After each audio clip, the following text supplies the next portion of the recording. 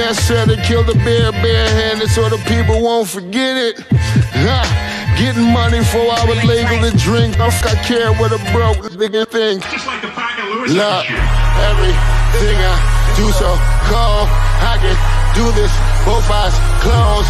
Too short, I stay on my toes. About that guap boy, anything goes. Help the bear if we outside. Help the bear if we outside. Still tipping, baby, nothing changed. I'm still grinding over here, yeah. Still sliding through my own lane. Shorty, nothing funny over here. Dallas rain everywhere around me. Dream to get money. Made it through the storm, living sunny. Dreams came true, now we eating. I got more dreams to chase, gotta reach them. Trying to put a team together like the Hunger Games. Everybody grind together, we all came from hunger pain. Giving y'all, y'all know the deal. That Birdman hand rub. Late Ill Kid at OneYoungsta, hold it down. Bringing the Street Geek and NERDSoul. What is up, my people? Today, another wonderful episode. It's on screen. We're gonna get into it, but we got a host of dope powers and abilities all in these squares. All right. Before we even get started, I'm going to start right over here. You see him in the Wizard's Tower. Solar Gray, say what's up.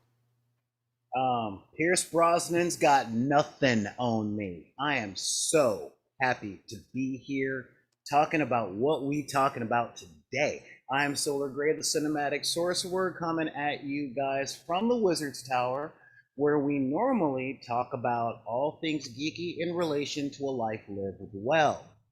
And I am super, super honored. I really am super honored that you called me up here to say, all right, let's do this. I'm sitting up, I'm geeked. I'm geeked about this. One of my favorite topics. All right, cool. So, in the diagonal square, the one and only Hannibal Taboo. What's good? What's good? Thank you for having me. I'm very elated to be here. My name is Hannibal Taboo, the head comics reviewer at bleedingcool.com, also on the iHeartRadio podcast Nerdorama with Mo and Tawala every week. Project Wildfire will be in stores November 24th, and you can get free adventure fiction every Friday at operative.net for False Flag Fridays. Thank you so much. And in the bottom square, you know what I'm saying, last but not least, I know him as, you know what, I'm not even going to say that. I'm not going to say the cool guy. I'm just going to say it's RJ Nerdy Brew. Yeah, that was ages ago, the name that I went by. We leaving that back then. But right now, I'm RJ of the Nerdy Brew, and you can find me here on YouTube talking TVs, movies, and everything in between, all while drinking a cup of coffee. And you can find me there, and I'm happy to be here, and I'm happy to talk the things that we discuss. That's what I'm about. So thank you for having me. Yes, sir. Yes, sir. So today, Doom Patrol. That's right, season 3. You know, you're watching it. We're around mid-season or so. So I figured it'd be a nice time to check in, see how you're feeling about it, see how everybody's doing. Everybody up in the chat, shouts to y'all, Clever Little Vixen, Mugetsu TV. Nice to see your Street Fighter 5 skills. Nice to see them. And if you're getting your lurk on, make sure to hit the like button, share the stream, and subscribe. But I'm going to start because outside of Solar, I don't know anyone else's feelings about Doom Patrol. So I'll start with RJ first. RJ, what are your feelings up to this point about Doom Patrol? Like, are you feeling it? Is it better than last season? Or are you kind of like, I want to get to the point? What is it? So I love Doom Patrol. Doom Patrol is amazingly weird. And I love that they take all of those aspects of fringe thinking from the comics and they're like, no, we're going to present it to your face. And I also love how broken and human these weird characters are and how it breaks down their psyche and their feelings in the moment and how vulnerable they are, but then they're thrown into crazy situations. There's a whole homosexual street, and I love it. And then there's also, donkeys getting sucked in the butt. There's zombie butts. It's amazing. And the show just goes to my whole sensibilities of how weird television can be. And I love the show a lot. All right, Hannibal. There used to be a show called Legion, and I loved Legion because I thought Legion was the weirdest thing that we could possibly do with comic book stuff on television. And then Doom Patrol came along and said, hold my beer. It was more like hold my absinthe, bro. Wow. I love this show. I love the fact that they've taken so much of the weirdness from multiple decades worth of the comics continuity. All the way back before the, before the Rita Farr stuff. I mean, they incorporated the pre-Doom Patrol even, the stuff with Niles Calder, the wonderful things going on with Jane's psyche. There's so many amazing things here. Joy Vaughn White is the best possible Cyborg. He is acting his entire butt, especially because, I was on Clubhouse and this brother had a room. He has a complete English accent. He's not American. Well, he is British, so. I'm just saying, dude is acting. In the same way the dude on All American has a British accent, but plays somebody from Crenshaw like you would believe he was from Crenshaw. Like, yeah. So I'm like, okay, y'all are on this show acting up, and I'm here for it. And strangely, given season 2, I was worried seeing less Niles Calder. I'm not worried. I'm totally fine with it. And when you talked about, am I worried about, is this getting to a point? There is no point. Doom Patrol doesn't have a point. It's like the movie Magnolia.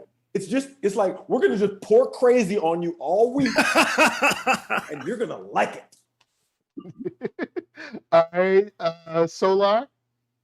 Get comfortable. Okay. Number 1, I watched Legion as well. And I'm like, this is weird. This is cute. But I've been reading Alan Moore books since the 1980s. So this is cute. This is nice. But one, I come into this bias because Grant Morrison is my favorite writer since Alan Moore.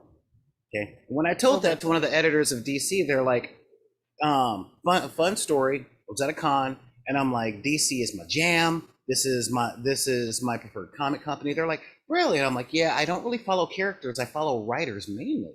And they're like, oh, well, who's your favorite writer? I'm like, Grant Morrison. The Invisibles is one of my favorite books. And the editor went, oh.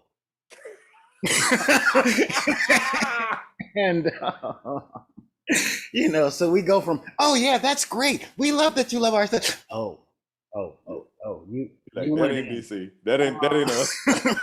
And all right. Karen Berger, Karen. So when I heard that they were doing a Doom Patrol, I'm like, all right, let's see if DC TV, because this came out on the streaming service first. Yeah. Okay. And that's really important because the CW was where they make their money for TV.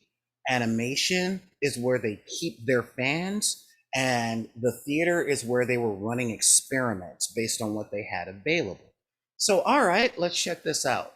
And the DC streaming service opened with the Titans, and that didn't grab me too much. But then I saw the Doom Patrol, and I'm like, oh, wait a minute. This is a paid subscription service. There's no censors.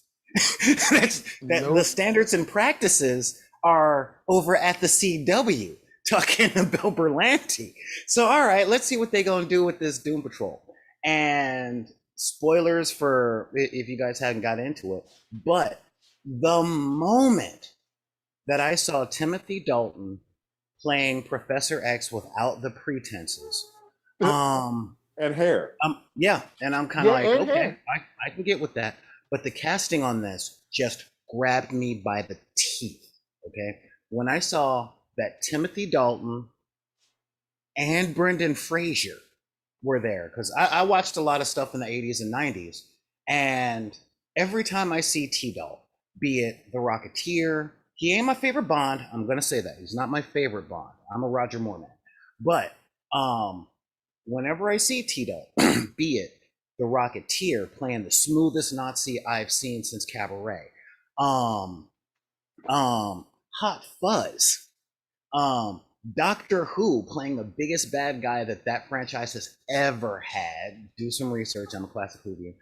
I'm like, all right, let's see what T-Dalt's got to offer. And I'm like, okay, this is cool. And then Brendan Fraser the triumphant return of Brendan Fraser to entertainment. Man, you ain't I never lied on that. I use poker hands for my rating system on my channel, and I was all in. I pushed all my chips, and I'm just like, yeah, guess what? Let's see what you got. And the moment the goat farted the hostage note into the air, I'm like, man, I can't watch this as it comes out because I need the whole season. I'm here for the sex ghosts. I love the sex ghosts. Huh? oh, that's a Yeah, and then when I found out that Alan Tudyk was on it, I'm like, oh, really? This is where their money is going? But in all, for those of you guys that haven't seen it, the Doom Patrol is what would happen if the X-Men needed therapy and got their heads together. And that was something that I always thought was needed from the Claremont years to the Jim Lee years. Just as many superhero comics as I read, this stuff is hard. And I thought it was cute that DC tried to address that with the whole Heroes in Crisis story arc. Who do these people talk to? What's the psychological toll that doing superhero stuff goes? And Doom Patrol is, what's the psychological toll of even having these powers? You know, especially the way they got them. Yeah, I mean, well, that was a great reveal in season 1. Yeah, it was. But just being this different, and I really like. I love the idea that the Doom Patrol are the X-Men in a little more realistic thing. With the okay, we're mutants and we're altered humans, and it's not fun. We got cool powers, but at what cost? And this doesn't just shy away from that stuff. It leans into it hard. It says, all you kids out there that want to be superheroes don't want that. Because this is what it, or more to the point, it says, have you always wanted superpowers? Did you run around your backyard and play pretend? How badly do you want it? You know, because this is the part of it they don't show in the comic books. This is everything in between issues, you know, and I really dig that. Ah, the man's here. So we got someone came through, Clement Bryant. Now, before you make a statement, I have to let these people know exactly who you are. This man, all right, no, is a gold medalist fencing champion just this year. All right. Also, Times Man of the Year 2019 and 2020. This man, skateboarding X Games champion, 5 years running. All right. And also caught the biggest fish this year today. Don't forget the founder of the Bryant Scholarship for Creative Writing. And does his own makeup. Okay, hit him. I get to you, Clement Bryant. Get out of here with that cap. All y'all hit him. I'm mad at you. I haven't seen you in almost 2 years. And you already joined that. I regret nothing. So Clement, how did you come up on to Doom Patrol? Are you feeling it right now? Are you not feeling it? Where's your head at on it? I haven't watched this week's episode. It's been a heck of a week, but I just came in the Doom Patrol because I've always been a fan of, like, originally, like, when Beast Boy was in the run in the comics. So I've always kind of, like, tangentially knowing about Doom Patrol, but when they cast Brendan Fraser in, I was like, wait, Brendan Fraser's back? He's actually doing some stuff. And then like Solar was saying, Timothy Dalton, because when I had come into Timothy Dalton, I was just coming off of Chuck because he was a villain, I think it's season 4, and he actually was pretty dope in that. So I was like, okay, I'm gonna kind of give this a chance. And it's really weirder than I thought it was gonna go. But that said, I think what they're doing is pretty ingenious. They've got a heck of a cast. Even like someone like Matt Bomer, who I didn't expect to be in a show like this. Like, it's really, really good. So and I originally just watched it because, you know, I'm a comic fan. But then I started watching it because for me, it was a little bit of actual like therapy, I guess, in the sense that they're going for it. And the things like some of the stuff that they're going through are stuff that I struggle with. So it felt like something that it was like a kind of weekly escape to kind of like watch people who may have these superpowers or dealing with, you know, demons, or like Hannibal was saying, Sescos, but at its core, it's 5 individuals dealing with heavy trauma. And, you know, I think that's not more understated than, I think it was the episode where it was like Danny on the street for the first time. And it was that kind of whole jive. They were really embracing like they're transgender, they're gay. It was a really creative exercise in a way to approach trauma. And that's the way I watch it now. And I think the fact that it's not shit that Doom Patrol does not, it's not the same like word of mouth as Titans, any of the Netflix Marvel shows. Yeah. The fact that it doesn't have that own share of voice is criminal to me, because it's really good and it's doing a lot of things that a lot of TV shows wouldn't even dare to go. The whole wear butts thing, like no one would go there. It was like, hold on, what? Like I was like, what? Oh, I was like, oh, they're back. But the big thing on that is, honestly, I want this show to have a lot more viewership. Like, I want its numbers to be through the roof. Yeah. However, this show doesn't deserve a trigger warning. This show is a trigger warning. It is hard to watch. Like, I'm a middle-aged man who is fully cognizant of who I am, what I've been through, and I'd say around 60% of how much growth I have to do to be the person that I want to be. And this show is hard to watch. Like, this show is not one for the faint of heart.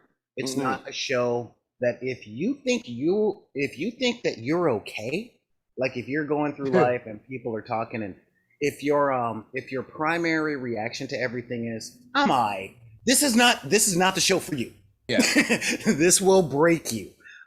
It will put you back together stronger and more efficient. But much like intense therapy, unless you are willing to receive it, all there is with this show is suffering. And again, my cat's name is Admiral Whiskers. So this is how committed I am to this show. All right, now real quick, because I know Hannibal has a point. I'll say this: when I first got on this show, I think I watched it just because it was a DC show. I was like, hey, it's new, let me check it out, and I really liked it. Why not, right? Yeah, I really liked it, and I was like, yo, this is a crazy show, but it's like so real though. And someone told me, because y'all brought up Legion, someone told me, oh, well, if you like this, you should check out Legion. So I went on Hulu and turned on Legion, and I was just like, yeah, you all right, but you're not real though. Like, I was like, you know, it's like, you know, nah. It's like, you're just not doing it like, just like they doing it, you know, it's like. I get that. You have to watch it in the other order, because if you go from Doom Patrol to Legion, you're kind of like, that's cute. Yeah, this is graduate school. Legion was undergrad. This is graduate school stuff that you're working with. And I just want to say too. Oh, go I ahead. just want the two things that popped up when I was listening. I appreciate that Solar is able to proudly say he likes wear butts and he cannot lie, and that Y'all other brothers can't deny. That's true. That Clement was willing to admit that he's actually a human brain in a robot body. And one day I hope he feels brave enough to turn off the image inducer so we can see his truths. And I appreciate him telling that he was going through the same issues that was going on in the show. I appreciate that bravery. Yeah, it's the Hannibal, I'm gonna get you for that one, but I'll get you, but no, you're not. Like, I will. I will see you again. I will find you. No, I'm kidding.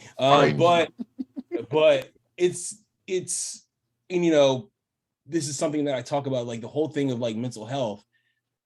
Doom Patrol is coming in right in the middle of this, and it's having these conversations that a lot of shows and a lot of people do not dare to have. Mm-hmm.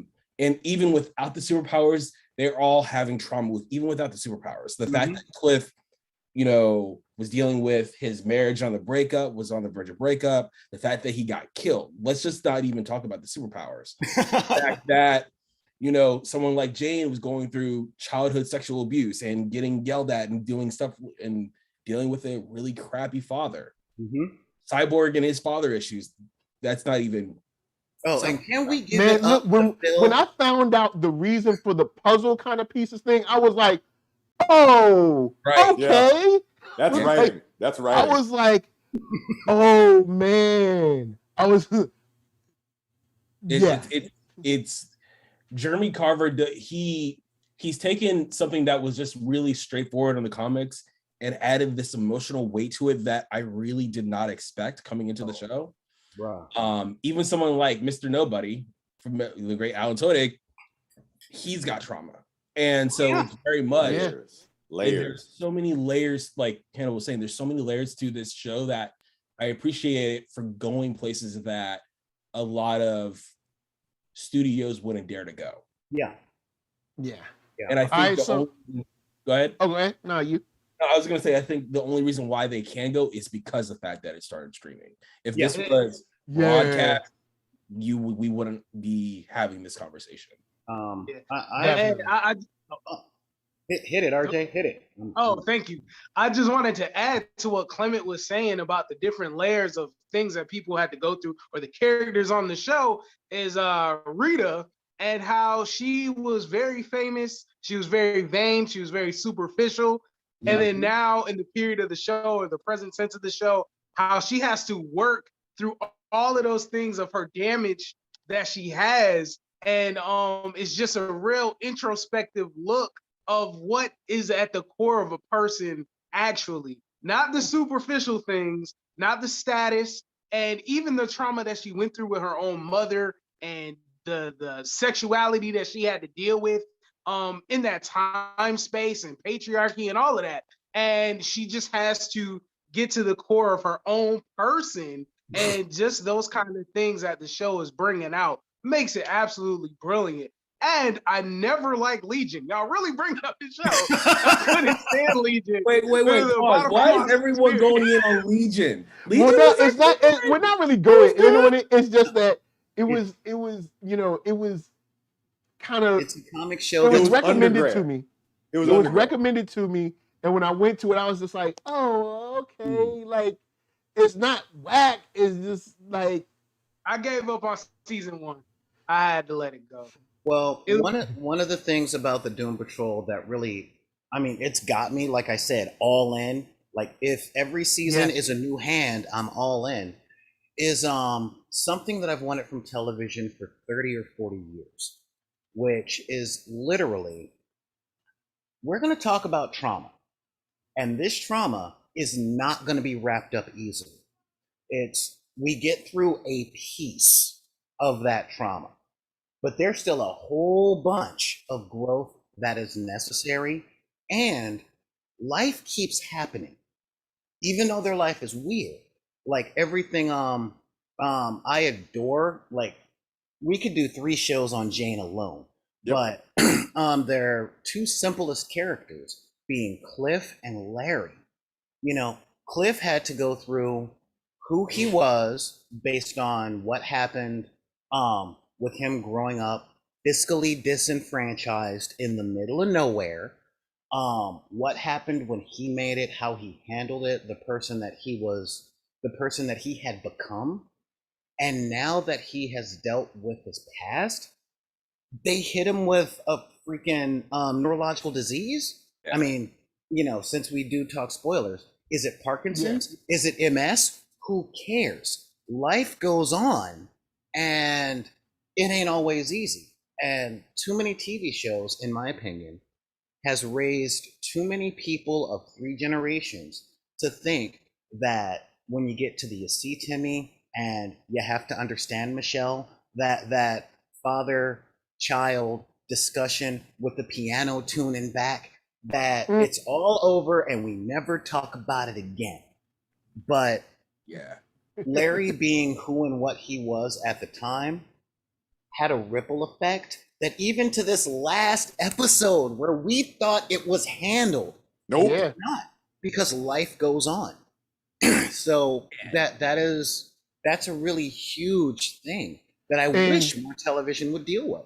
I want to switch gears and get into this season specifically, talking about our highs and lows so far. But I did want to go off of that point one real quick because I love father-son stuff because of course I had a little kid. But he's talking to his grown, physically looking older than him son, and his son is like, "You did this, you weren't there, blah blah blah blah blah blah blah," and he's like, "Well, yeah, but."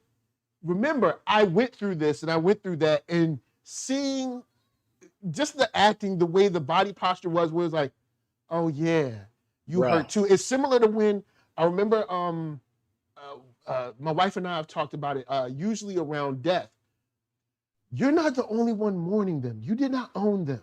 So this idea that, oh, it was my mom. Yeah, but it's their sister.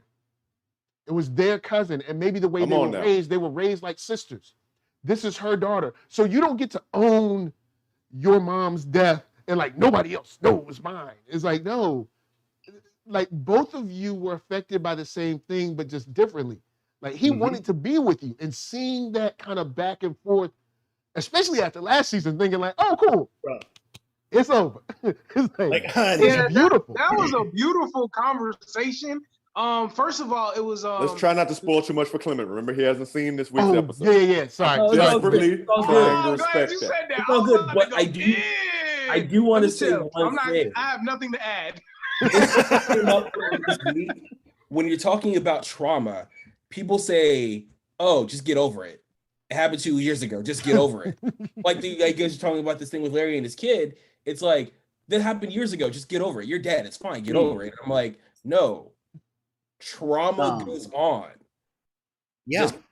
Just because you heal doesn't mean that opening the wound again isn't gonna happen. Well, at risk of putting on my kufi, that's very much an American thing, where we have this idea that the healing is complete when the knife is pulled out of the wound. Yeah. That is the thing that we're trying to that the common parlance is. But that's for Tuesday night, our meeting down by the docks. Wear a mask for identification purposes. But the English people appreciate you letting them off the hook there. They do. And the Portuguese and the Spaniards and the French. Yeah, but I wanted to bring up that scene because I got to give it up to the actor who plays Larry's son, because I love those confrontations. I'm also a sucker for the step parent plot of most movies that are like, "You're not my real dad." Plot, climax, epilogue. I love you, real dad. I do. I like that. But you like Hallmark movies? I didn't know that about you. But yeah. Got a gift box for you. Bro, I need some positivity, even if it's contrived, okay? But when it was like, you weren't there, you can't say that you're my dad. You weren't there to teach me how to catch. You weren't there to teach me how to talk to girls. And when Larry is like, you're acting like I didn't want to be. You're acting like I just took off. No, I was turned into a monster. If you were around me as a child, you would have died of cancer, and the actor was like, well, I'm still mad. And I'm just like, yeah, he got through. He got through. And those are really scenes that really give that point. Like, there is no ownership of the trauma. It's recognize that I was hurt. And it's like, I do recognize that you're hurt. And I've carried around that recognition for every moment I was away from you for your entire life. And you need to recognize that. I'm telling y'all in the chat, man, this show is deep. This show is an ocean. It's interesting. Sorry, I'm like, misty-eyed right now. It's interesting because I was looking at when you get a chance to see the episode, that's one of the most powerfulest conversations that they have in that episode that will really just pull at your heartstrings about the dynamics of that they're trying to bring up. So it's like when you get a chance, Solar summed it up great. Yeah, it hits like the funeral in Guardians 2. I'm not gonna lie. I will say one thing that overall for the whole season, because the first season kind of had a real, like, we're framing this with Mr. Nobody and this is the big bad and this is what we're doing. The second season, I appreciate the more of the end of Terminator 2. We're driving into the night and it's dark and we don't know what's next. And I appreciate that because the themes that are coming out of it are themes of connection with other people, people having it, people losing it, people not knowing how to deal with it, forgiveness, the things that I'm trying not to spoil for Clement, but forgiveness that people have for themselves and for others. And more importantly, something that really spoke to me, especially from an activist perspective, working with people like Dr. Shamel Bell and working with people like Black Lives Matter, is the concept of radical joy, of finding happiness in your own experience as an act of protest Piffle, against what you're facing. Piffle, and Paffle. Don't spoil it for him. Don't spoil it. But oh, I'm just claiming my membership, bro. I'm talking around it. I'm talking around it. And there were a lot of quotes in this episode. Luckily, these quotes are out of context, so they won't mean nothing if Clement is worried about it. Oh no, they'll mean, what is he talking about? Yeah, like because first of all, I'm very happy to see Michelle Gomez not as Missy in any role. She's amazing. I'm very happy about her. And the line reading she gave, at some point, they chose to be happy in spite of everything. Well, you know that's the ultimate lesson of Nietzsche. Oh, yeah. Everything is meaningless, so why not be happy if you assign meaning to everything? And Rita's response, this is their protest, a life well lived. That kind of thing, I was like, oh, snap. Come on now. Yeah. All right. Talking of themes, you wanted to stick to this season. I can't really talk about this season without bringing up the finale of the last season. Because the last season had everything to do with loss, letting go, and a lot of these things. And this season, give it up to Dorothy, my girl. The show opens up with her claiming her womanhood, her adulthood, and given that the whole second season was, we have to protect the future from the present. We got to protect them. We have to keep them isolated. As a parent, I know the fear of not wanting your kids to grow up, sons or daughters, whatever. But with no, I don't want to let them go. I don't know if I've prepared them enough. Every time I prepare them for what is in the world gets worse. I'm so scared. And the second season wraps up with no choice but to let them go, because that's what happens in real life. And this season opens with what happened next. And when I saw Dorothy essentially saying, whether I like it or not, I'm a grown-up now, and I've got to go with what I got. And if I don't have enough, I got to get more, and sitting up watching her in that confrontation with the candle maker, I stood up and I cheered. I'm like, you go, girl, you go. That's exactly it. That's my girl right there. And then she comes back and she's in charge. She's the one that comes up with the plan and calls the backup. And that is a world of difference from the 11-year-old-ish girl that there was last season. She comes back and she realizes that she's not a full adult. She doesn't have the life experience of a 45 or 50-year-old. No, but the maturity set in. Exactly. She absorbed the lesson that if saving has to happen, if she's not the one to outright do it, she's got to set it in motion. There's no more waiting for a rescue. Daddy's gone.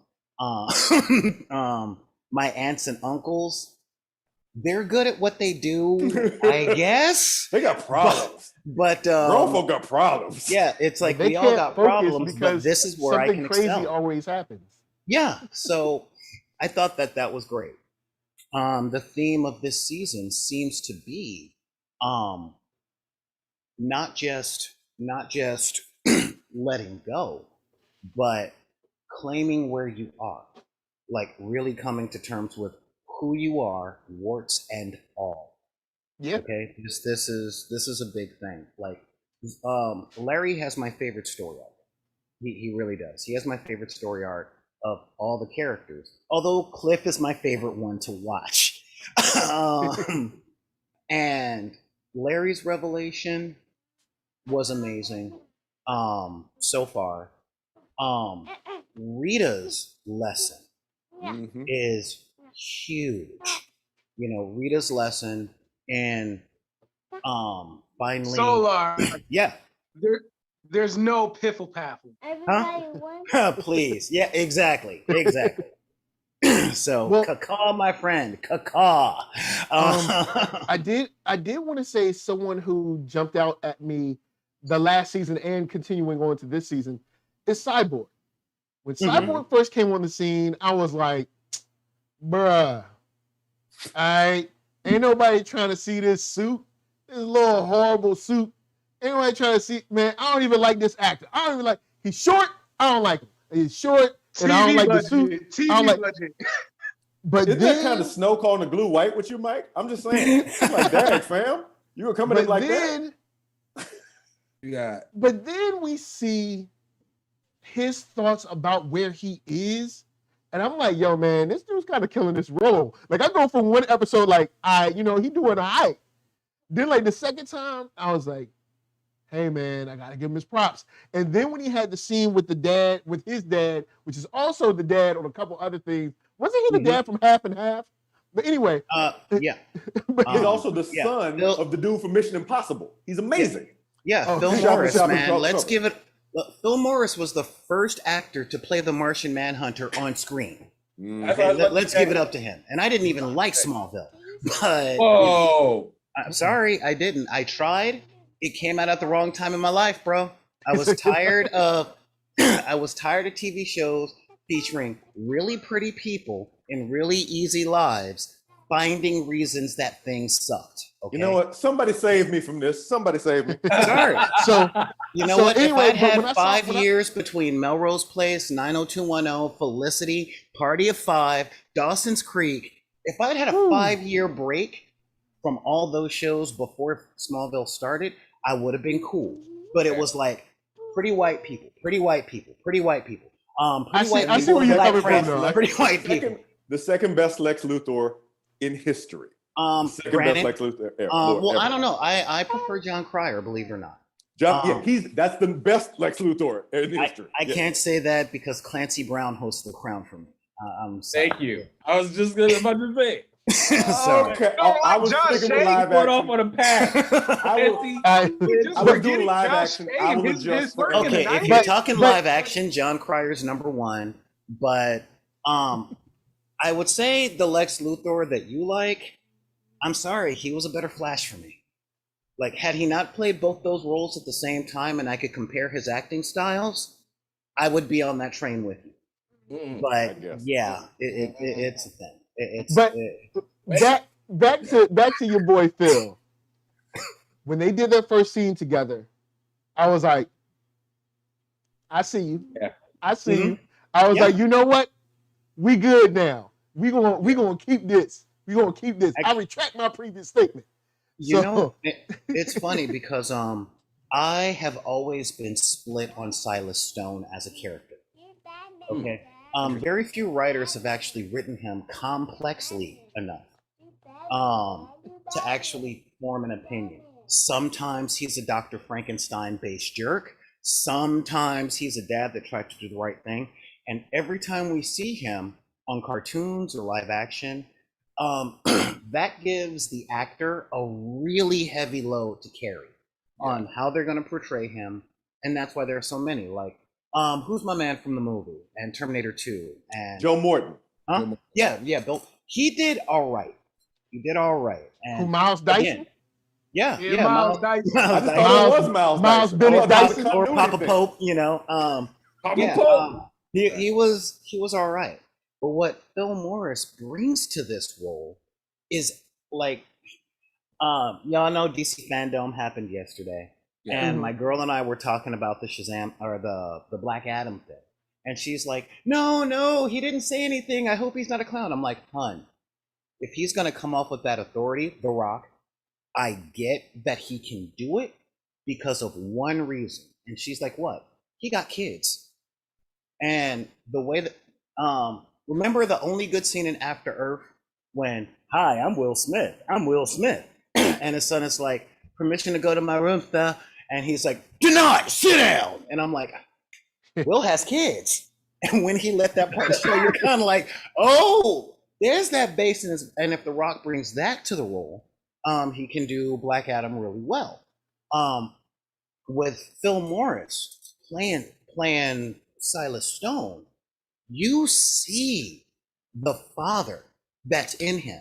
You see him doing something out of desperation, kind of regretting it, kind of cleaning it up. You can see him with the compassion that he has for his son and the tornness and the loss of his wife. And what really brought that all the way home for me were two scenes in this episode where he was like, yeah, I got fired because you did that. And then second, no, I plugged you back in, just don't tell nobody. You know, I'm like, that's a dad he work move. there no more. What you gonna do? You know, yeah, that's a father move. Can't fire like, me. like he's doing everything that a father would do to protect their son. Not what Dr. Frankenstein would do to make his creation work, but how can I do right by my son in a way that I'm willing to pay the cost? And that came out big. And I'm just like, my man. And then I'm like, wait, he got kids. So he can bring the father part, the life experience of a father to the role. And I think that really comes out, you know?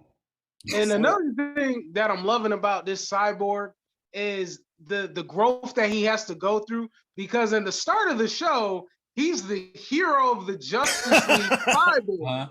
And He's such a everyone crusader. and everybody is putting that label on him. And then for himself, as being a young man and then having that stigma and that belief thrown on him, he believes it as well. And then he gets frustrated in the fact that life doesn't work like that. So he has to learn how to maneuver in situations where he has to grow out of each situation. And my favorite growth in him right now is that he was dealing with his love interest from the previous season, and that she is a gray character. And he was this person that was altruistic and had this one white view, and learning that the world is gray and it's not just black. And but you were the chosen one. Sorry. After RJ, I just want to step in and put in my kufi. His problem was that he had that white view, my brother. But no, Exactly. One of the things that I really appreciate about Joyvon's role as well is that something that David Walker complained about that he had to fight for when he was writing the Cyborg book. This Cyborg has genitals. Many of the cyborgs that we have known through the years have been neutered by the writers, by circumstances, by what's happened to them.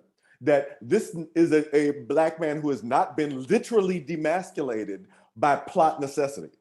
And that reality is an enormous difference in the way he moves through the world and the way that he deals with things. And it's great to see.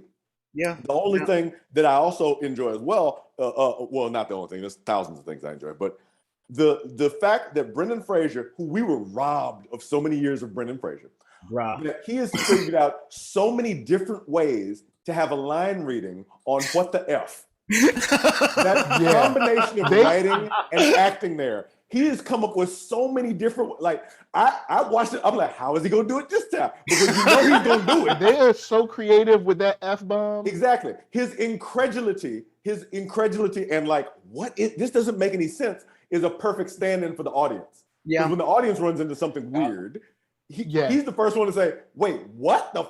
That doesn't make any sense. Time travel? They're forced as a plot to make it relatable to the audience in a way that's not stupid, that doesn't dumb it down for them, but gives them the information in a relevant way.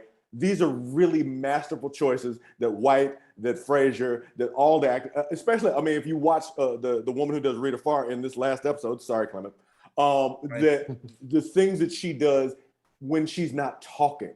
Watch her. This show gives actors so much to do. Oh my God. In terms of the role. Again, especially Larry. The dude covered in bandages. He's in bandages. And the fact that these performances will not be acknowledged because they're genre performances is truly not appreciating the craft that goes into it. See, and the other thing I was going to talk about is the ones that we don't see on screen are Matthew Zuck and Riley Shanahan, who play, who are actually like real life like actual when they're in production, Cliff Steele and also Larry, the way that they work together with Bomer and Brendan Fraser, it's seamless. Yeah. You think they're actually in full makeup actually doing it. Yeah. And that's why, you know, if you guys watch the first two seasons open credits first this season, they added them to the actual opening credits. Well, they better. They bring so much to the role that honestly, Cliff Steele is probably my favorite character, not only just for the F-bombs, but the fact of there's an emotionality that comes through a robot facade that is just like, you wouldn't think that you would get that from just like a stone-faced robot. Like the actor that's working that suit has done their mask work. It's so good. There are so many people there that study the craft. Getting back to Cyborg though, this is again where Doom Patrol shines, and I wish upon wishing other mediums would do this, which is Cyborg has always been very large representation to paraplegics, amputee community, because you know we can get into all the isms and all that stuff that you want, but one that we cannot deny is ableism. You know, the fact that we got to fight to put wheelchair ramps in places that people like to go says a lot. So the fact that this show leans in to the fact that Cyborg is differently able, you know, don't get me wrong, he got differently abled with a superpower I want, but you know, but without that superpower, he's still a dude covered in prosthetics. And his love interest that they wrote into this show really leaned into that, where in an awesome way. Yeah, and they really lean into it. Not making these paraplegic characters go, I'm a freak or I'm different because I'm paraplegic. This is what we gonna do now. You know, if this is the new normal, this is what I'm gonna do with that new normal. And Cyborg's foil on this one is, you know, played by an amazing actress, by the way, who's like, I was a wet works dude for the government and I lost my arm. Now, sorry guys, I'm gonna still do what I'm good at. And it's like, this person is a threat. And it's not, she's not a threat in that, oh wow, Bucky's so cool, look at his vibranium armor. It really is okay, this woman is hardcore. like this woman is looking at all these characters from the serialized fiction that most of the stuff is on. Like I would fear her coming after me way more than the Black Widow, almost as much as I would be afraid if Deathstroke the Terminator was after me. Like she's that level of like, you know, you can run but you'll die tired. Like that's everything about her, you know. And I really like that the show is leaning into that. Jenna James threw something in here because we were talking about the craft of their acting and everything. I want to go around the horn. I'll start with Clement on this, but she said Diane, Wade, Frazier, Bomer ought to have awards for their performances. So much so, if this were an MCU or Star Wars show, they'd have the clout to receive the award noms they deserve. Do you agree? Do you not agree? Because I hate to say it, but I think the fact that DC and like DC on HBO Max is still kind of under the radar, she might have a point on this one. Like if this was you know, like just set in Star Wars or set in the MCU, this would have a lot more eyeballs on it, or at least more press maybe. Because I feel like this show is in season 3, and it's still like an underground show, even though it's like it's one of the best shows out there. Like this Doom Patrol this year, Motherland Fort Salem this year. Like there's a couple shows that are like they're genre shows, but kind of killing it. Yeah. And it's like, yo, is anybody watching these shows? Okay. So yeah, go for it, Clement. So I agree with Jenna, because also the thing is, we see how genre is treated in awards noms with like Oscars, Emmys. We see how it is. Even something like WandaVision, that I know the five of us have very different opinions about WandaVision. The fact that the way they achieve tackling and talking about grief and the way that the performances are coming up deserves to be in the same conversation as something of Handmaid's Tale, Breaking Bad, all that kind of stuff. So I definitely agree with that. And also Doom Patrol just got renewed for season 4, but I agree. And it's like, it started off under the radar. So when something starts off under the radar, unless something really changes, like if they get like really stunt casting, like they brought in Meryl Streep into Doom Patrol, it's going to stay under the radar.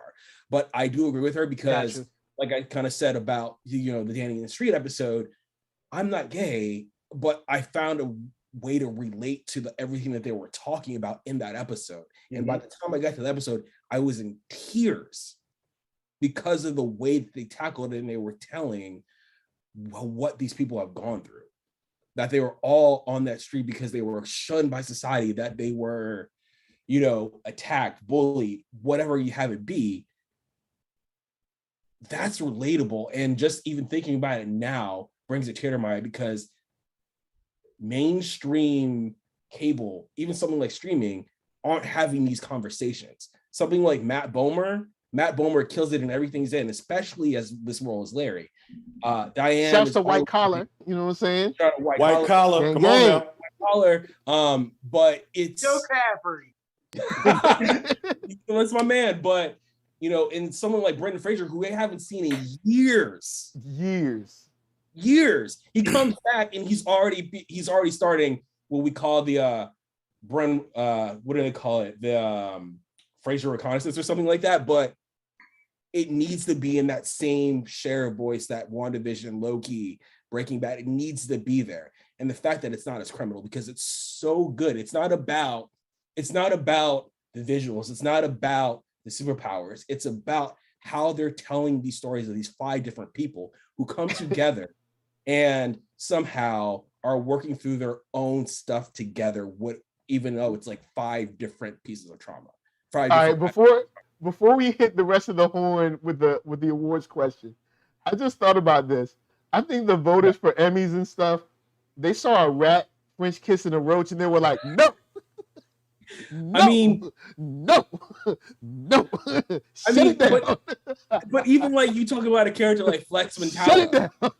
Flex Mentallo, like the way, like Devin Long, he should have been nominated for a guest, because the way he came in, it's like Hannibal. There you go, like just flex on. But it's like, that's what we're talking about. Like people who, you know, see this and see like a rat kissing a cockroach, a goat throwing up, a street that is actually talking but actually not talking. He's like the way he communicates. People are gonna be like, "What is this weird show? I'm not gonna vote for this show." When I got to vote for something like Handmaid's Tale that has proven itself, like whatever. Yeah. No, but that's the exact thing I'm talking about. It's actually kind of Mike actually just kind of proved my point for me, because the way they're tackling it is different from any other show that would tackle it. Something a regular show would tackle it straight on, and they'd be like, "Oh, okay, Cliff. Okay, cool. He's processed that. He's got over the fact that he was killed off and someone brought him back to life in a robot body. Yep. Okay, cool. Move on. Now let's go and save the day." Yeah. This week there's a very special episode of, and it's like, no, this is just a very special show. Exactly. You know. Yeah. Exactly. I'm gonna get off my soapbox, but like, if you're not watching Doom Patrol, start from the beginning. Give it a shot, yo. Just go with it. Focus on it, because for me, this show's actually kind of helped me kind of approach how I talk about my trauma differently. How I talk about, you know, the things that I've been through differently. I was bullied every day from 6th grade to like almost middle of college. So like, when you're dealing with something like that much, even the show's kind of helped me approach it differently. And these are the conversations that no one's talking about. So at least I haven't seen. So, but I'm going to get off my soapbox, because the show is just, it's a really special show. And the fact that it's not getting that same tone of that same share voice like MCU shows, Star Wars shows, it should be all the way. All right, Hannibal. All right. I'm going to say that 50% of this is right. There is I'm not going to call it jealousy, but it wouldn't be unfair. There is a backlash against Marvel's cinematic ambitions by the haughty directors of reboots of a Frank Herbert book that you've seen 4 times already on screen, or that by the artistic community of Scorsese, who creates this, or people who like, have, if you look at the IMDb, there's some shady stuff, but they're talking like they all artsy all of a sudden. And they are very antagonistic. These are Academy voters. And there is, if you look at the nominations numbers, Marvel will clean up in visual stuff. They'll clean up in effect stuff. They'll clean up in specific categories, but they won't actually get to play. The difference with Star Wars, and that's why I think she was right about that one specifically, is that Lucasfilm, Lucas Sound, Industrial Light and Magic is embedded in so many traditional productions, like A Handmaid's Tale, like something like that, that they have more of a cachet in the industry. That Marvel is a plucky upstart to some people, even though they're literally owned by the same company, even though they literally have the same money going behind them, but whatever, that there is a more of a kind of a discrimination against Marvel content. And to a lesser extent, DC content when they actually get it right. But you'll see these things come out that way. That's why you're never going to see, nominations for the performance that the brother who plays Diggle on throughout the Arrowverse. You'll never see him get a guest star nomination. You'll never see that, even though he deserves it. You'll never see this Flex Mentallo nomination like Clement was talking about, because even though he deserves it, people are able to write off the show immediately as this is not serious art. Exactly. And that kind of perception is part of the culture divide that has helped create the kind of coastal elites versus real America arguments that feeds into a lot of much more dangerous things. This is a holistic argument. Good play on that one. Concern. And looking at that, as long as people aren't able to reach out from their comfort zone to bring in and call in something that is different than, if they can't look past a roach kissing a rat and see the real depth of the material, then that's the reason it's as easy to understand why a Kansas congressman would say, oh no, if it's legitimate rape, the woman's body has a way to shut that down. These are the same arguments. Yeah, when I heard that, I was like, I don't think that happens. Exactly. And if you don't look at it that way, if you don't look at it as we all need to open ourselves up to a different thing than the thing that we're freaking doing right now, then that's not going to happen. So she is correct to a certain degree, but Star Wars is in the back door. Star Wars is like, oh, you can diss us if you want. You want us to pull the plug on your effects? Because Beautiful Mind had a gang of special effects in it, and I know Digital Domain was like, no, you're not good. I'm sorry, what? You want us to pull the plug on this? Then shut up. You better get Andy Serkis up on that stage. You better do it right now. Yeah. And this is why I like Hannibal, okay? This is why I like Hannibal. Yeah, let's just talk about this. I do like that coastal elite versus real American thing, because even I remember when the most recent Scorsese quote came out, and I was like, I guess I kind of see the line you're going down, but then there's more to movies than just like what you consider art. There's also what I call replay value. Like, okay, perfect example. There might be this sad, artistic, heavy drama that's really good, but I can't watch that 10, 12, 13 times. Now, Coming to America, oh, I've seen that like 20 times. It's amazing. You know what I'm saying? Like, but I can't watch, like, yes, your movie was great and it was gripping and it made me cry, but I can't watch that all the time. I can get up with my friends and be like, hey man, let's watch this. I can watch Friday 15, 20 times. I can't watch that. So it's like, you got to put that in there too. You can't just be like, oh, well, my movie's just better because I made it. Here's my, real quickly, I just want to say, here's the thing about Martin Scorsese talking all this trash. He directed Bad by Michael Jackson. Sit down. You can't come up talking about, oh, I'm a serious artist, and you got Michael out there. Your butt is mine. Sit down. In all honesty, though, that video did slap.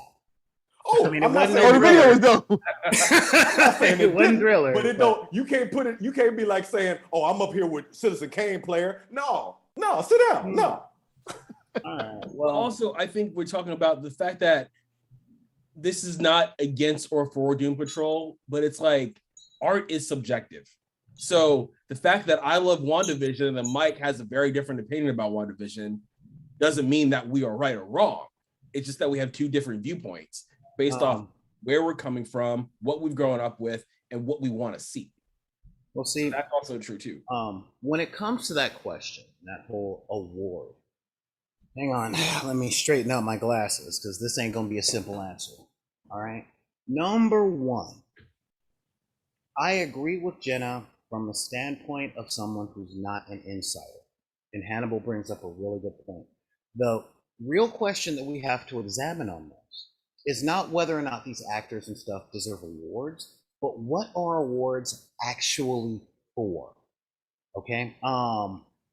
I know a lot about the Academy Awards, and essentially the Academy Awards are going, this group of actors and producers are saying this group of actors and producers did really good stuff this year. You should pay them more money next year. That's all it's for.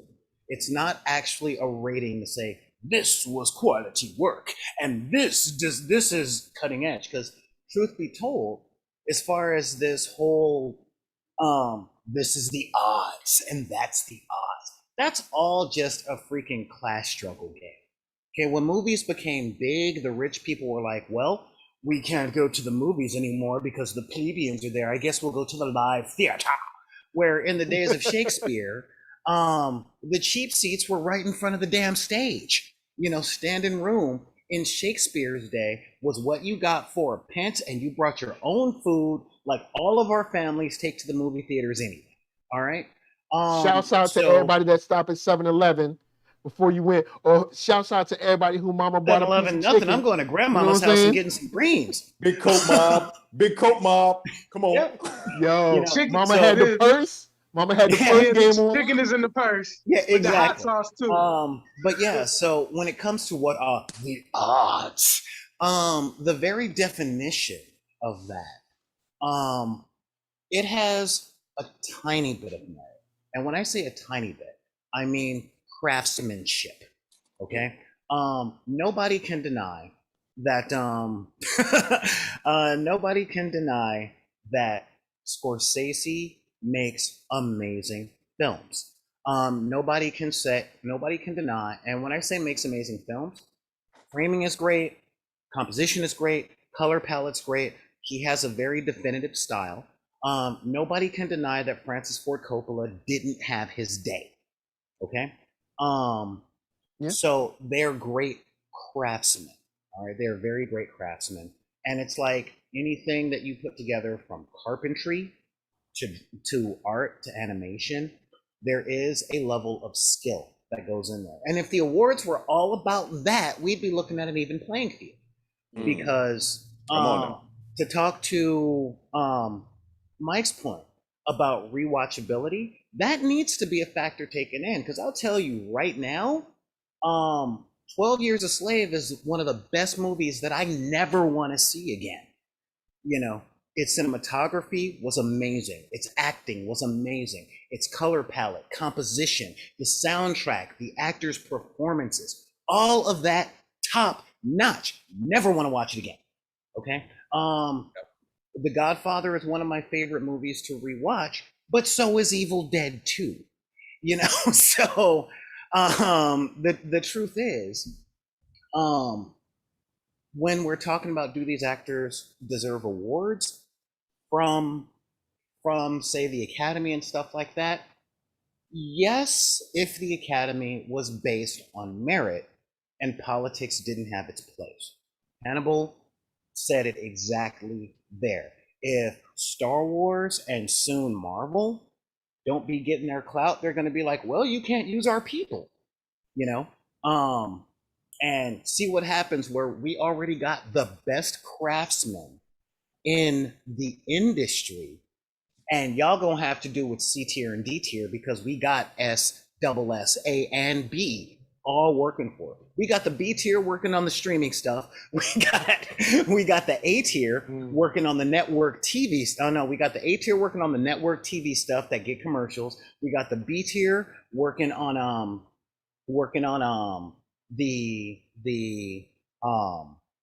the subscription based or the TV stuff with the commercials, because we ain't gotta be good. We just gotta be watchable. And we got the S and double S tiers over here working on the next 9 years of theatrical stuff. So if you want to use some of our people, y'all best be coughing up the trophies. And unfortunately, Warner Brothers fell behind on all that. So their people aren't going to be getting recognition until about 2025. Because as of yesterday, they pretty much made it public that they're up in their game, you know? So do these actors deserve recognition? Absolutely. I have the conversation all the time about why are all these foreign people coming in and taking all the acting jobs? And I'm just like, no, it ain't even about that. America puts style over substance, and everywhere else puts craft over everything, and then they ship us the pretty people. You know, that's a big thing. You were commenting on the accent work coming out of Cyborg. Yeah, blew my mind when I heard that he's British. You know, but the same thing can, most people don't know Hugh Laurie is British. Most people don't know that the Hemsworth brothers are Australian. And here in Hollywood, it's all about the square jaw, the six pack, and how long you spend in the gym, not how many dialects you learn. You know, not whether you're breathing properly when you're reciting Shakespeare, you know? So do these people deserve awards by the American standards? Yes. By the overseas standards, they're average. They're just average. I'm huge on Ted Lasso, but Hannah Waddingham is a West End performer, and West End is like Broadway on turbo. You know what I mean? So these people that are coming in, they are doing the work, and they should be recognized for that. Not, you know, when I first saw my man in Cyborg, since I still kind of look at things with the American eye, it took me half a minute to get into it, just half a minute, because those prosthetics look terrible. Okay, they look like foam with some spray paint on them because they're foam with spray paint on them. So you know, it's when it comes to stuff like that, I'm real particular when it comes to the essence of the character. Like, I hated the Dr. Fate helmet in Smallville because it looked like something from the Spirit Halloween store, and this was freaking Warner Brothers, you know. But his facial expressions, his accent, his ability to channel emotions, you know, when Cyborg code switches, he code switches. You know what I mean? And that deserves it. Like, his acting is so good as a practitioner of the craft that he takes away my dislike of the special effects that he has on. Same with Rita, you know. I think I first saw her on Always Sunny or on Big Bang Theory or whichever one of those sitcoms that she was on. She was on Always Sunny? I think she was on one of those two shows. So IMDb. Yeah. And I'm like, oh, I guess, yeah, whatever. I had no idea she had a Sunset Boulevard inside her, you know, because it's just like with the music industry right now in the United States. The skill of the person you're watching is not what they're bringing to the table most of the time in American media. You know, you know, it was. I'm only now realizing that Beyonce's singing has got better since Destiny's Child, because I'm used to hearing that much singing, that much auto-tune, that much rapping, and that much beat. And when I saw footage of her live in concert, I'm like, oh yeah, that girl can wail. I forgot about that.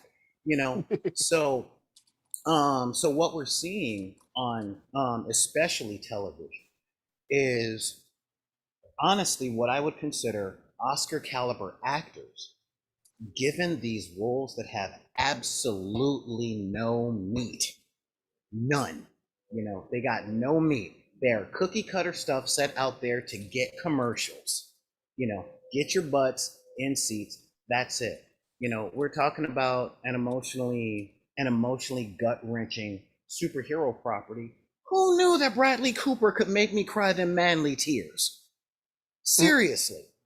I can listen to music and feel some kind of way, but since Guardians of the Galaxy 2, I cannot listen to Cat Stevens without crying.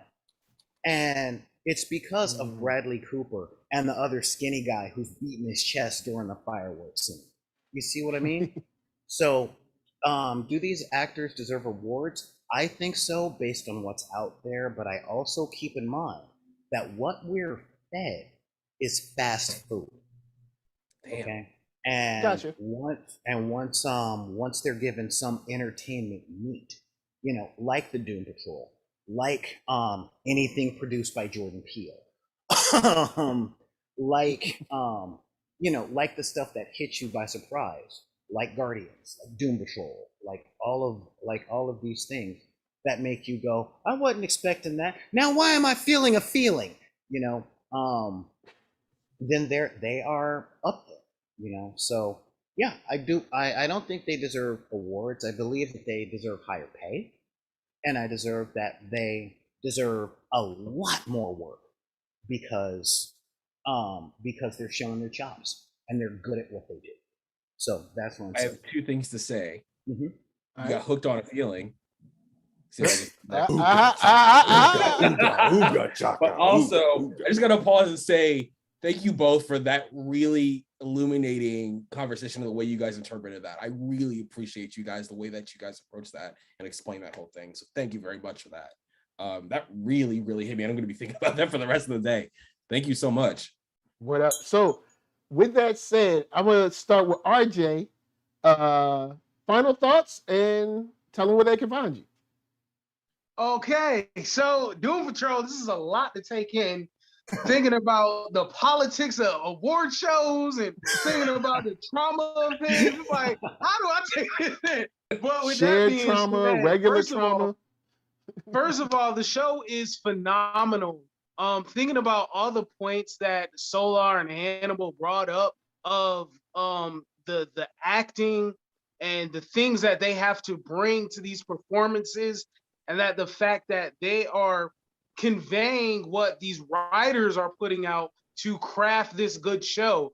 And with the show needing more recognition, it absolutely does. It could be in the sense of more viewership, or it can be with critics, or it can be with the masses. And I feel like the show is a top tier show where you could talk about it in the sense of Handmaid's or the Handmaid's Tale. I don't watch that show, or Ozarks, or with any good television property. Doom Patrol is one of those shows that is not getting the recognition that it deserves, even though it's getting the seasons, but it's not like a weekend water cooler conversation kind of show that everybody is talking about the following week when it needs that. It's on that kind of level.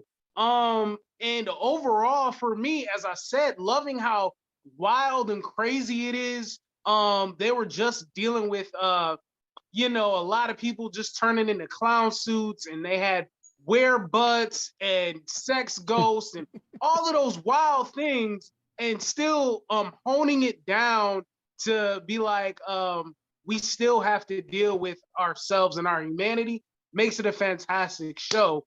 And you could find me on YouTube at RJ the Nerdy Brew. We talk TV, movies, and everything in between, all while drinking a cup of coffee. And just like, share, comment, and subscribe, and you can find me there. All right, Hannibal, final thoughts and where they can find you. Yeah, the first thing I think of when I think of this is I think of Nicole Bihari. How when people started passing around the clip of her in Black Mirror, it really showed the scope of her acting ability, which led to Miss Juneteenth, which led to some other things. That, as Solar says, these actors are putting out work in genre material, which is considered disposable, which is considered throwaway, at a really high level of craft and skill. So I agree that they, like Nicole Bahari, deserve that recognition, deserve more money, deserve more roles, and deserve more work, because that really, to pull a quote from the recent episode, shows us how to bend and stretch towards a better world. That is kind of a larger scope thing that I'm taking out of this current season. I'm very happy to see it's renewed again next year. I'm going to be watching it, absolutely. Thank you for having me. My name is Hannibal Taboo. You can find me using @HANNIBALTABU. That's on Twitter, Instagram, Tumblr, Facebook, the inside of Larry Trainor's bandages, and everywhere you want to be. And you can look for Project Wildfire in comic book stores November 24th. You can find False Flag for free on Operative Network every Friday through the fall. And again, I'm very grateful for this opportunity to speak to you. Word up, word up. And moving on to Clement Bryant. Final thoughts? Where can they find you?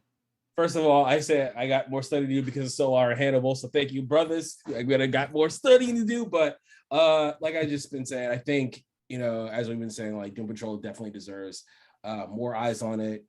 Jovian, all the actors deserve their props and deserve to have more roles. Exactly in Hannibal. I'm glad that you brought up Nicole, because that's exactly what I'm kind of getting at here. So I think, I think Doom Patrol as a show is doing a lot of things that no one really dared to do. When I first heard that they were going to make a Doom Patrol series, I was like, why? I was like, why? I was like, why? But then when you watch that first episode, 2 episodes in, you're like, oh, I get it. I understand. And the fact that WB actually gave them room to actually do what they're actually doing and going for the stories that they're telling and the way that they're telling it, I'm really appreciative for that. So, now that we have a season 4, I'm excited to see where they go with it, who else they're going to bring into it. Because also, the one thing I maybe have missed this, but maybe didn't, they're going deep into comic lore. Oh my God. And they're bringing in, Flex Metallo, the Death Boys that they just had was like was it episode 4? Dead Boy Detectives. Yeah. Mm-hmm. Yeah, the Dead Boy Detectives. Yeah. I was shocked to see them. I was like, shocker. I was like, they're going deep. They're not going just like surface level. Oh, these are these 4 people. Beast Boy was a part of this. Okay, cool. They're going deep in the comic lore that I'm like, I appreciate this. As a comic fan, I appreciate this, but also someone who may not know these comics as well as, Hannibal or Solar. I'm like, there's more for me to discover here. Yeah. And I'm really appreciative of that. But I'm going to get off my soapbox. My name is Clement Bryant. Do not listen to Mike because everything that he says is cap about me. But you can find me on Twitter, Instagram, @Clement Bryant, talking about comics, marketing, TV entertainment, and fitness. What up? Hannibal Taboo? Solar Gray? And I'm Solar Gray, the cinematic sorcerer. You can find me over at twitch.tv/bid_p Monday through Friday. Monday through Friday at 3 p.m. where we talk how the skills and interpersonal relations that you get from nerdy things like role-playing games, comic books, and crafts can help you to lead a better life. And you can also find me on the YouTube channel. Just look for Solar Gray on YouTube. And of course, with this show, I'm going to say that this show is not for the faint of heart. As much as I wish it were for everybody, and I wish that we lived in a world where this depth of emotional growth and psychological awareness was what's that term that was used? Water cooler conversation. It's been decades since I've been in office. Know that when you are getting into Doom Patrol and you need to, and you got family member that need to get into this,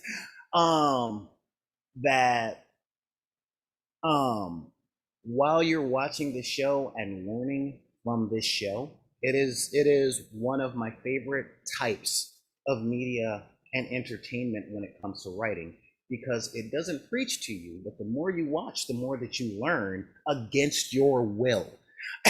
And I'm a big fan of that. But want to have more conversations and stuff like this, you can find me at twitch.tv/BID_P Monday through Friday at 3 p.m. Pacific Standard and Daylight Time. Right? Don't you have something going on Saturday? Next Saturday? Oh yeah, we do have an episode of Warp Tumblr's Dark Matter in 6 days, Saturday morning, where I run 2 of our panelists and a couple of other players through an actual role-playing game. Think Critical Role, but black and sci-fi. So if y'all want to see what it's like when you finally get people that are normally going, no, don't go behind that door. Don't go in there. The killer's in there. Well, it's their position now. And we get to see why writers write the way that they do, and what happens when people dodge plot contrivances. You know, I'm laughing so hard because I'm one of those people. That's why I'm laughing so hard. I'm that kind of person in the audience. You better not go in there. Oh, we gonna talk. My favorite part of the game. So my character flying the ship, and then Solar's like, "There's a spaceship." I'm like, all right. And people go, "You're not gonna take out the?" Nope. Seriously. Nope. Wait, RJ, are you the one screaming in the theater? Don't go in there. You gonna mess with the ship? I am. Nah, bruh. Yeah. No, what? I just want to say this we quickly. we know what's up. Oh, there's a faint beacon from a ship that's down in distress. Are you gonna go save him? Nah, man. Nah, Trap, bruh. That's not where I'm going. Bro. I'm going over here. Oh, you about to get robbed. Not to take over the show, but my moment that I knew what I was dealing with was when Mike's character was captured. One of my other, and the rest of the team went, all right, we gotta go find him. Blah blah blah. Then they split up. One of the characters got to the boss battle, and this dude right here, straight up ran into the room where the boss battle was happening, looked at their teammate and said, "You got this," and bounced. I'm like, bro. Okay. Wow. All right, how am I gonna handle this as the narrator? How am I gonna handle this? So yeah, it is a lot of fun. It is a whole lot of you fun. be all right. And our next episode is Saturday morning. Again, twitch.tv/BID_P or on the YouTube channel Solar Gray, Back in the Deck Productions. This show this season, and we'll be, coming with the episodes after this, but just up to this point, this show has balanced everyone's story. Everyone's gotten a chance to shine. Of course, Rita is taking more of a forefront role, but what they're doing with, I believe the young girl's name is Kate and Jane. I was gonna ask, are we gonna be primarily focusing on Jane next week? Because we didn't mention her at all. But that's a big. I mentioned her quickly. We mentioned her a couple of times, but like what they're doing with her, what they're doing with just the shift in dynamic now that the underground has been freed, I guess, from the darkness that was kind of like overcrowding them, the demon or whatever that was there. Consequences. Black actors too. I think where we are in the story right now with what happened in the episode before this most recent one, where they destroyed the puzzle monster and ate the pieces of the puzzle, that is them kind of consuming and making that darkness part of themselves and coming to terms with it. But consequences, I'm sitting up going, wait, all 65 of those personalities are now becoming complete beings? And I'm looking at this as a person who thinks on that level again, magic. But this episode is like, oh, by the way, we have different opinions about what's going on. I'm like, oh my God, they're dealing with the consequences of last episode. This is great. This is what we're talking about, because it raises real big questions. Again, not a kid show. should Very much so not a kid show. What the F? Yeah. Not a kid show. What they're doing with Jane, Cliff, it's weird because you'd think that one storyline would fall and all of them have something interesting to do, something interesting to say and learn. Of course, them continuing to find their roles as a family. This show just really, really comes through on so many levels. And if you know someone that's like not watching it, tell them try it out because it's weird. But for someone who loves action shows where there's fighting and explosions, this is a show where like they're not really fighting anybody. I mean, they're fighting people, but they're not fighting anybody. It's like it holds my attention because these people are so interesting and what they're going through is interesting outside of being zombies, than not being zombies, and also eating the booty like groceries. So with that said, you know what I'll say?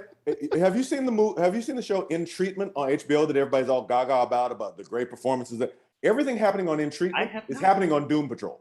Yeah, but with werebutts.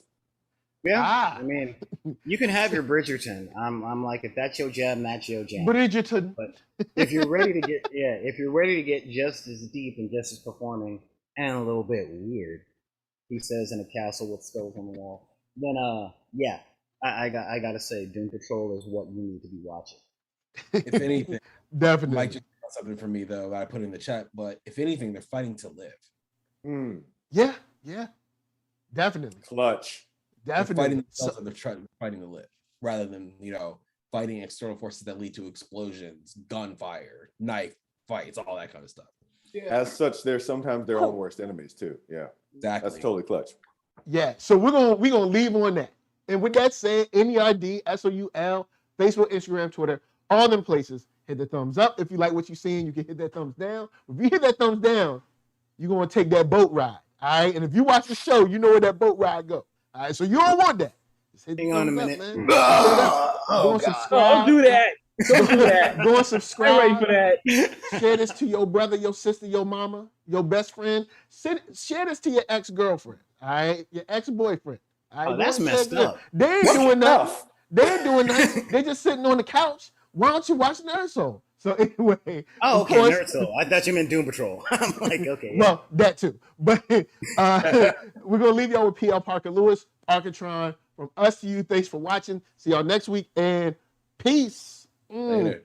Yeah. And for all y'all sports heads, we got sports tonight, 8 p.m. We out. Word up, word up. I'm the man, yes sir, that killed the bear barehanded so the people won't forget it. Getting money for I was legal to drink. I care what a broke nigga think. Just like the Pack and Lewis. Look, everything I do so cold. I can do this, both eyes closed. Too short, I stay on my toes. About that guap boy, anything goes. Help the bear if we outside. Help the bear if we outside. Still tipping, baby, nothing changed. I'm still grinding over here, yeah. Still sliding through my own lane. Shorty, nothing funny over here. Dallas rain everywhere around me. Dream to get money. Made it through the storm, living sunny. Dreams came true, now we eating. I got more dreams to chase, gotta reach them. Trying to put a team together like the Hunger Games. Everybody grinding cause we all get from Hunger Games.